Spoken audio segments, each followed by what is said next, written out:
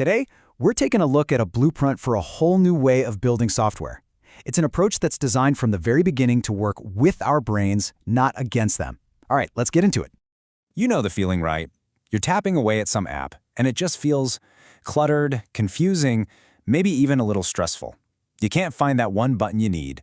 Things are popping up all over the place, and you just end up more overwhelmed than when you started. Well, it turns out there's a really good reason for that. Most software out there is built for some imaginary average person, a person who doesn't really exist.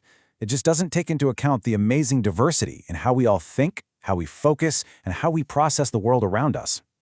But what if we just flipped that whole idea on its head? What if, instead of asking us to adapt to the software, we design the software to adapt to us, to adapt to every single kind of brain? Well, that's the core idea behind a really powerful new approach. It's called neuro-inclusive design. And look, this isn't just about tacking on a few accessibility settings at the end. No, this is a whole philosophy. It's about building things from the ground up to be intuitive and comfortable for people with conditions like dyslexia or ADHD. And in the process, making them way better for absolutely everyone. So to see how these big ideas actually turn into real working software, we're going to dive into the engineering roadmap for an app called VoiceTasks. Think of this as our source material, a genuine, real-world plan for turning these principles into actual lines of code. First up, let's look at how they approach one of the biggest challenges in any app, just making sense of what's on the screen. The goal here is all about clarity and, honestly, making things comfortable to look at. Okay, now this is really cool. On the left, you've got a standard font. But look at the one on the right. That's Open Dyslexic. See how the bottom of each letter is thicker, heavier?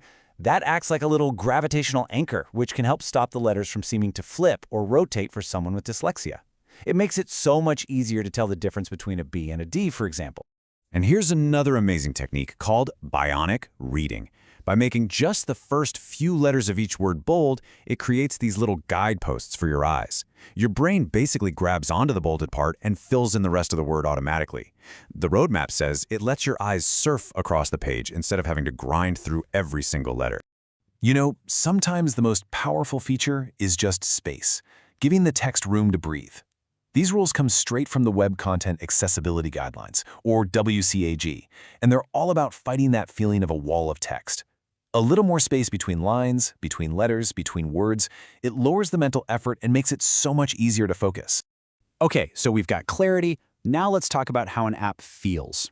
The mission here is to actually engineer a calmer, more predictable experience, one that doesn't just pile more onto your mental to-do list. We have all seen those frantic animations on the left, you know, things bouncing and flashing and screaming for your attention. Well, the VoiceTasks roadmap straight up bans them. Instead, they require what they call a calm animation system. Every movement is smooth, it's subtle, and it lasts just long enough, between 150 and 350 milliseconds, to give you feedback without being distracting. Now this is just brilliant. Think about adding a new task. Instead of hitting you with a giant form with a dozen fields, this focus pacing feature breaks it down into tiny, one-at-a-time steps.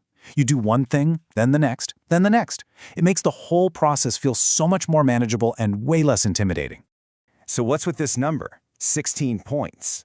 In the roadmap, this is the absolute minimum amount of white space or padding they have to put around every button, every block of text, every element. It's such a simple rule, but it has a huge effect. It forces the layout to be cleaner and less cluttered, which helps you focus on what matters. All right, let's talk about AI. Because artificial intelligence can be an incredible tool. But let's be honest, it can also be a huge source of frustration when it messes things up. This part of the blueprint is all about making the AI a partner you can actually trust. This right here is a total game changer.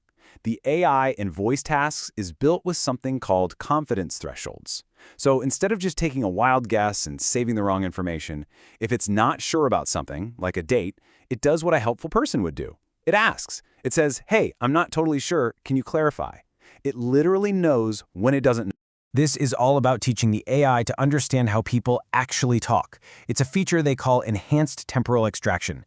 It means you don't have to talk like a robot. You can just say things naturally, like finish the report by the end of the week, or follow up after lunch, and the AI just gets it. It's a small thing that makes the experience feel so much more human. So we've got all these incredible ideas and features, but how do you actually build all this? Where do you even start? This is where we see the ideas transform into a real, concrete plan. This isn't a wish list, it's a serious engineering strategy. And this matrix is basically the brain of the whole operation. Check it out. Features are ranked by priority and by impact. And look at those P0 items at the top. P0 means must have. Calm animations, all that typography spacing, and the AI's confidence levels. These are considered the absolute cornerstones for creating that neuro-inclusive experience right from the start. And that priority list translates directly into the build schedule. You can see it right here. Sprint 1 is all about laying that foundation for a calm, clear experience with the fonts and animations. Then, Sprint 2 is all about making the AI trustworthy. It's a logical step-by-step process where each piece builds on the one before. And at the end of the day, that's the big takeaway. This whole roadmap, it's not just a random checklist of cool features to add. It's a cohesive, deliberate strategy. Every single decision, from the spacing between letters to how the AI behaves, is all part of a clear plan to build something that's just fundamentally more thoughtful, accessible, and human. And that kind of leaves us with one last big question. We just went through the blueprint for one single app.